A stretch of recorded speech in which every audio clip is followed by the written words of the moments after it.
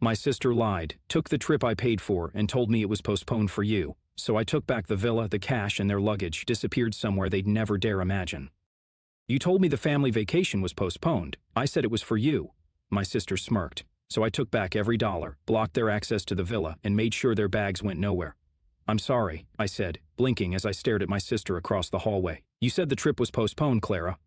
She didn't even flinch. She just kept scrolling on her phone, her glossy pink nails tapping lazily on the screen. Then she looked up at me with that smug, condescending smile I'd known since childhood. It was postponed, she said sweetly. For you. I felt the floor tilt beneath me. Just 2 weeks ago, she told me the vacation was canceled. Too expensive, she claimed. Dad isn't feeling well, she added. Let's aim for next season. But now, as I stood in our parents' house, still holding the bag of groceries I brought them, I saw the suitcases lined up at the door. I heard laughter coming from the kitchen, our parents joking, my brother bragging orders about packing the right outfits. They were leaving today without me. Unreal, I muttered, setting the bag down. You all lied to me. My mother looked up briefly, then down at her tea. My father didn't even bother looking away from his phone. No one spoke. Clara just shrugged, like it wasn't a big deal. You've been so busy lately, she said, her tone falsely sympathetic. We thought you'd appreciate the time to yourself. Busy? Right. I was the one who'd booked the villa, who sent Clara the deposit because she claimed her card was maxed out, the one who paid the travel insurance and helped her parents renew their passport, and they didn't just go without me, they planned to cut me out. I see, I said quietly. So I cover the costs, and then get told to enjoy the peace and quiet at home alone. Clara raised an eyebrow, clearly enjoying herself. You always complain about how we stress you out. We were just doing you a favor. The way she said it, like she was the hero of the story, like this wasn't the final act in a long, slow betrayal. I wanted to scream, to flip the kitchen table and yell about everything I'd done for them, but I didn't. Instead, I smiled, and that scared her more than any outburst could. Okay, I said, grabbing my keys. Enjoy your little trip. Her expression faltered. You're not mad? I gave a soft chuckle. No, I'm done.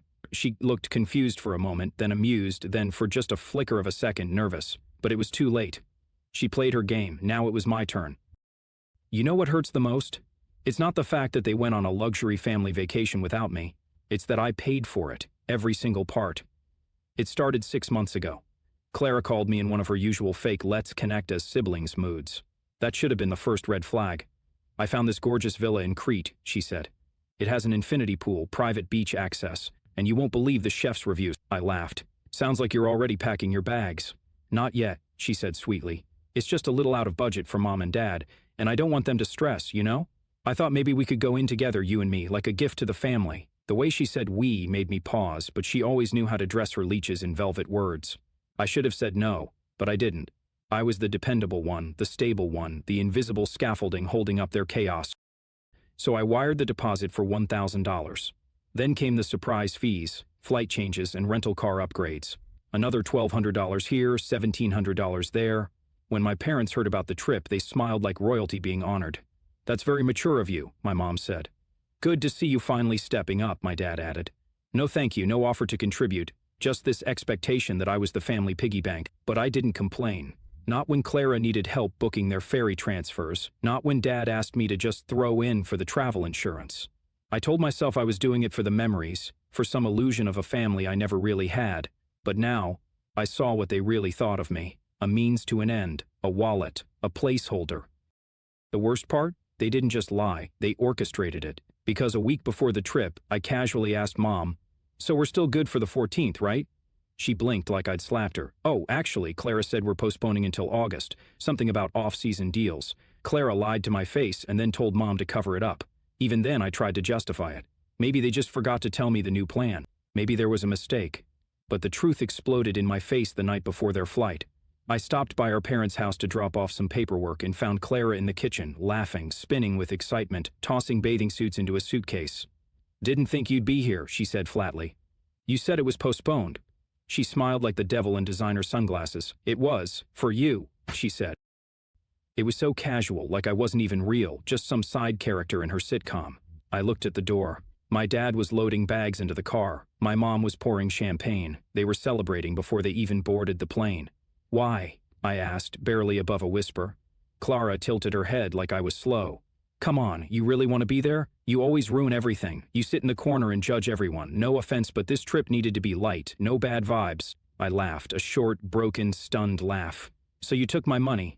Your money? She scoffed. Oh, please. You live alone, no kids, no wife? What else are you spending it on? Then she rolled her eyes and walked past me like I was a coffee table. Something cracked in me. It wasn't rage, not yet. It was something colder, sharper, quieter, like a wire inside me finally snapped loose. I walked out without a word. But that night, I didn't sleep. I didn't cry. I didn't yell. I planned. I opened every app, every reservation, every invoice, every login, and what I found was beautiful. Because everything was in my name, the villa, the car rental, the catering, even the pool heating. They'd wanted me invisible. They should have made sure I didn't still have the keys to their kingdom. So I logged into the rental site, changed the locks, canceled the grocery delivery, contacted the concierge and blocked their numbers. I emailed the driver with a polite note. The guests under this reservation have been removed. No airport pickup required. And then I waited for the chaos, for the screams, for my phone to explode. Because they thought I was the fool. They forgot I was the one holding the matches. And I was done letting them walk all over me. They took the trip. I took my revenge. But it wasn't enough to cancel the villa access or block their phone numbers from the concierge. No, they still had one thing left, the luggage. You see, Clara's genius plan had one fatal flaw. She asked me to book everything, including the international baggage service. For their delicate items, she said. I want the luggage delivered straight to the villa, you know the way celebrities do it. I found this service that picks it up from the airport and drops it at the destination. Can you just handle it? It's like too many emails. So I handled it. I logged in, found a reservation. The status said scheduled for delivery tomorrow, 11 a.m. Perfect. I clicked edit location and stared at the empty field for a long, satisfying second. Then I typed in a Morgus Island goat farm, Greece. Yes, an actual location. Remote, mountainous, middle of nowhere. I even attached a special instruction note. Owner prefers no contact. Just leave bags by the fence. Don't disturb the animals. I was laughing so hard I had to sit down. I could already picture it, my sister's Louis Vuitton luggage, my dad's golf set, my mother's essential oils, all packed with obsessive care, now making their way up a dirt road toward a goat sanctuary. Poetic. Of course, I made sure everything was non-refundable, no changes allowed after dispatch. By the time they landed, they'd have nothing but their hand luggage, maybe a magazine, a granola bar, a pair of neck pillows. I closed the laptop and leaned back. For the first time in years, I didn't feel like the joke. The call started at 6:12 a.m. local time. I was eating cereal. The first was from my mother. Declined. Then Clara, then my father, then Clara again. They were getting desperate. Eventually I caved not to talk, just to listen. I hit answer and stayed silent. Clara's voice exploded out of the speaker. Where is my stuff? I took a slow sip of my coffee. Probably somewhere scenic, I said calmly. Maybe a nice mountain view, perfect for reflection. You sent our bags to a farm? She shrieked. A goat farm, I corrected. Don't worry, I hear they're very respectful with fragile items. She made a sound somewhere between a scream and a gasp. You're unbelievable, says the woman who planned a vacation behind my back and used my bank account to do it. My dad got on the phone. We're stuck here with nothing. You embarrassed this family. No, I said flatly, you embarrassed yourselves. I'm just returning the favor. Then I hung up, and this time I blocked their numbers. The texts rolled in from unknown numbers, emotional blackmail on loop. This is Mom, using Clara's phone. Please call me, we're in trouble. You've made your point, fix this before it gets worse. We'll pay you back, just send the luggage back, please. But the goat farm doesn't do returns. I know, I called to ask. The owner sounded confused but cheerful. Bags arrived in good condition, he said in broken English. Very strange delivery, but my goats enjoy the company. One of them sleep on purple bag. I nearly dropped the phone from laughing. So now they were stuck in paradise. No clothes, no toiletries. No Wi-Fi. I revoked their code, no fridge service. I canceled the grocery drop-off, no driver. He'd already been told they weren't welcome, and no one to beg. I'd burned the bridge, then salted the ground. All they had was time and each other. No distractions, no servants, no access. Just silence, the kind I'd dreamed of for years. And as I danced barefoot in my kitchen, music playing, the sun shining through the window, I smiled because, for once, I wasn't the fool. I was the storm. They came home 3 days early, sunburnt, exhausted, defeated. I was sitting on the porch when they pulled into the driveway, like survivors of some emotional war. Clara jumped out of the car first, red-faced, hair in a messy bun, her designer sunglasses askew.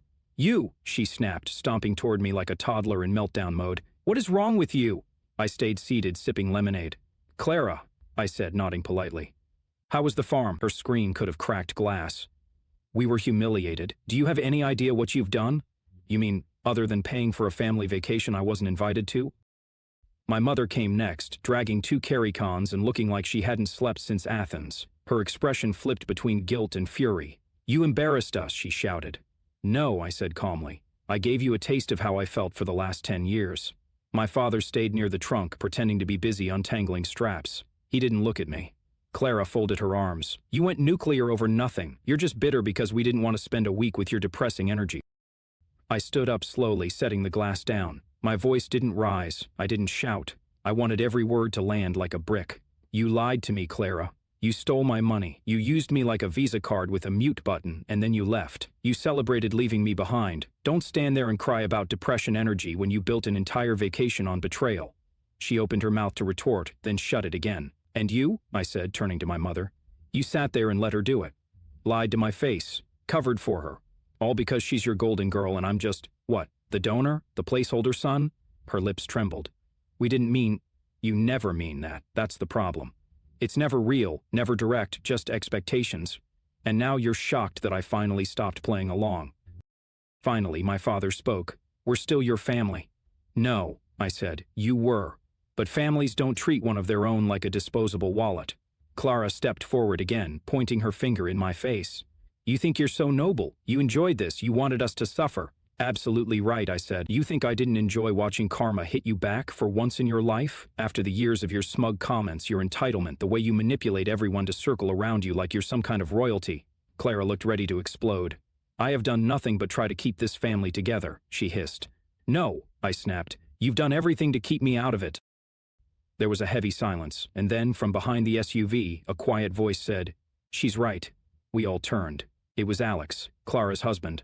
I didn't even know he was home. He looked exhausted, shoulders slumped, dark circles under his eyes. You know what, babe? He said, locking eyes on Clara. I've been silent long enough. He's right about everything. Excuse me? Clara spat. You treat him badly. You treat everyone like trash. You guilt, you gaslight, and then you cry about being the victim. Clara's mouth opened and closed. I saw the texts, he added.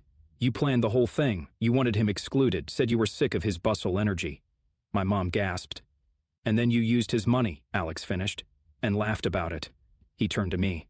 I'm sorry, man. I should have said something sooner. I just nodded. I didn't trust my voice.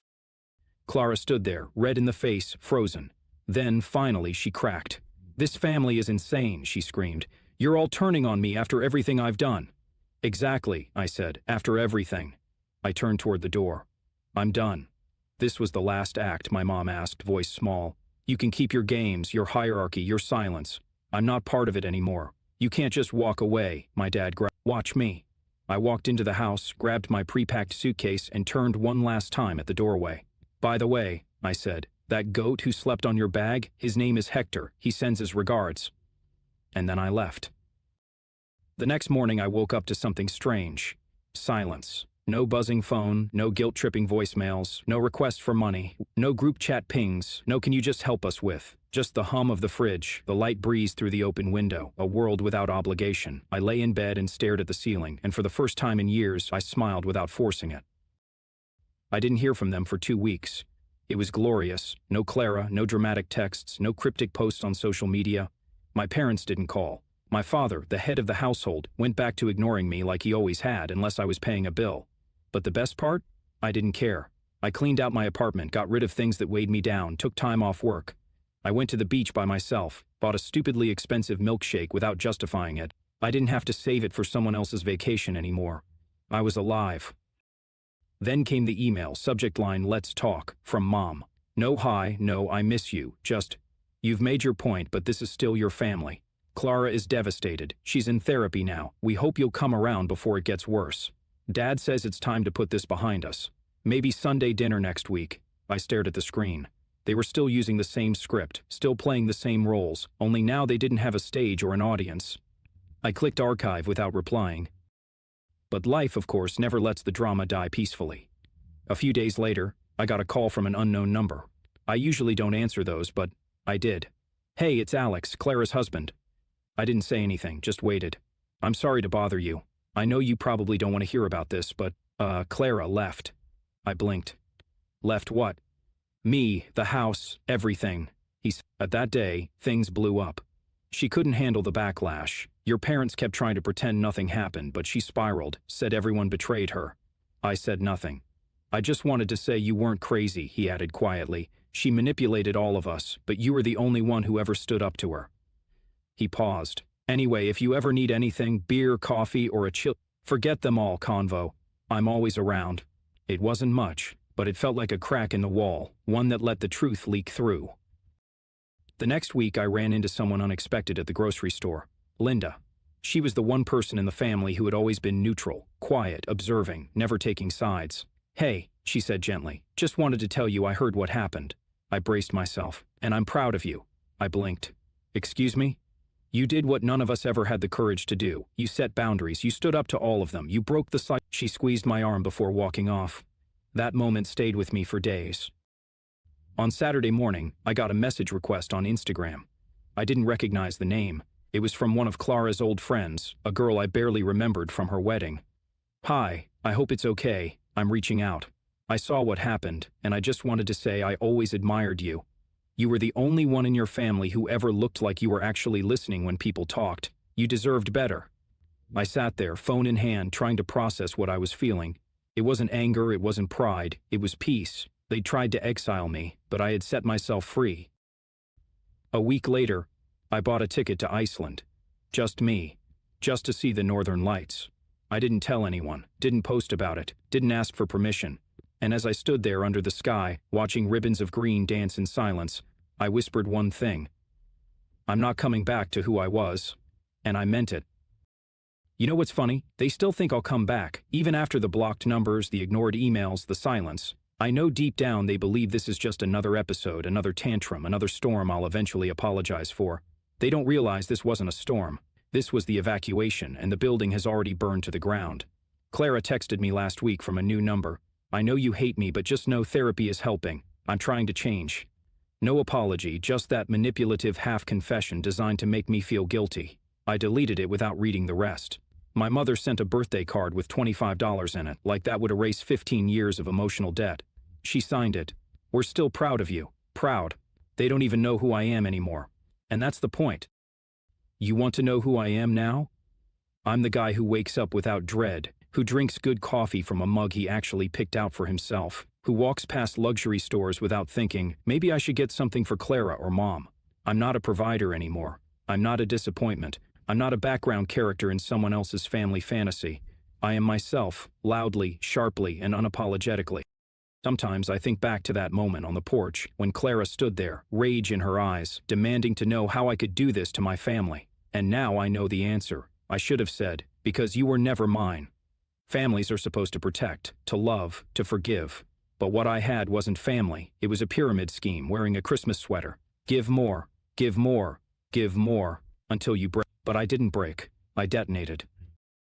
The other day I walked past a couple fighting at a cafe. The woman was crying, saying she always did everything and no one ever noticed. The man muttered, "You're overreacting." I stopped, bought her a croissant, left it on her table with a napkin. On it I wrote, "You're not crazy. You're just the one who finally woke up." That's what this story is, isn't it? Not revenge, not drama, awakening. I'm done setting myself on fire to keep other people warm. The gas line is cut, the matchbook's gone, the bank is closed, and the doors? They're locked from the inside.